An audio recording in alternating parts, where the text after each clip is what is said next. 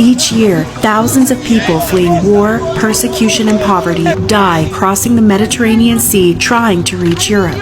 With few safe legal pathways to seek refuge, they're pushed into smugglers' hands to get them across borders and onto the Mediterranean Sea. But European countries have deals with countries like Libya to essentially do whatever it takes to prevent migrants from reaching their shores. They fund the Libyan Coast Guard to violently intercept boats and force people back to Libya, where many are detained, tortured, and deprived of food, water, and health care. For those who avoid capture, their dangers are far from over. Flimsy, overcrowded boats often capsize, drowning those on board. Hardly any search and rescue operations exist to find and save these boats in distress. As a result, thousands of people drown each year. So we decided to step up. Since 2015, Doctors Without Borders has been working in search and rescue on the Mediterranean Sea. How it works is that our teams stay on the lookout for boats in distress by using binoculars or by responding to alerts from the alarm phone, a hotline for people in distress at sea. As soon as a boat is located, the clock starts ticking. Rescuers must move as fast and as carefully as possible to prevent boats from sinking. Once on board the MSF rescue ship, our medical team examines everyone. Typically 30% of people we rescue are under 18 years old and 10% are women. People most often have hypothermia, dehydration, fuel burns, as well as physical and psychological trauma related to violence during their journeys.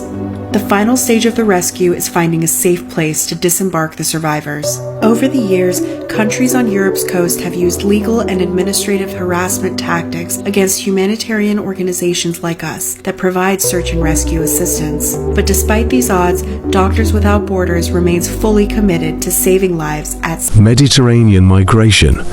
EU pressures, Libya for stronger action. The European Union Migration Commissioner Magnus Brunner said on Tuesday that the EU would take a firm approach with Libyan authorities, following a rise in illegal migration across the Mediterranean. In the first 2 months of 2025, the central Mediterranean route, linking North Africa to Europe, saw a 48% increase in illegal border crossings compared to 2024. Magnus Brunner plans to travel to Libya next week with government representatives from Greece, Italy, and Malta.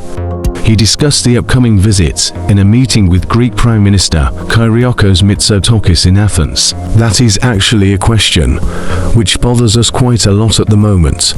Libya is, of course, at the top of the agenda, and we're traveling together to Libya next week because we have to be fast, I think, and firm, Brunner said.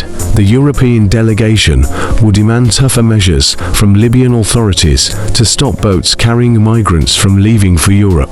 Brunner has said the delegation will meet both the United Nations-recognized government in western Libya and a rival authority led by warlord Khalifa Haftar in the east of the country. Despite human rights abuses and conflict gripping the country, Libya remains a key departure point for sea crossings. The central Mediterranean route is one of the most active and dangerous migration paths towards Europe.